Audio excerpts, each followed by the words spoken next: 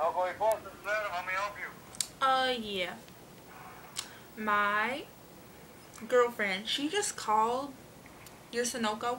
Yeah. Okay, yeah. And she says she used your bathroom, but you told her she didn't use your bathroom. That is correct, because no one is allowed to use our restroom. Well, right now she's crying because she didn't want to be called a liar. Well, it's the truth. Hasn't your mama ever told you sometimes the truth hurts? I guess. I think you guys are calling the wrong store. There's more than one Sunoco.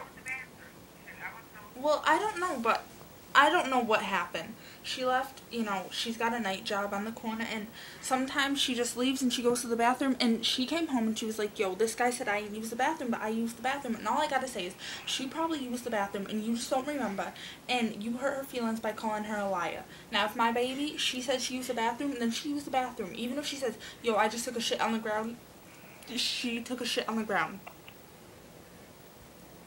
Hello?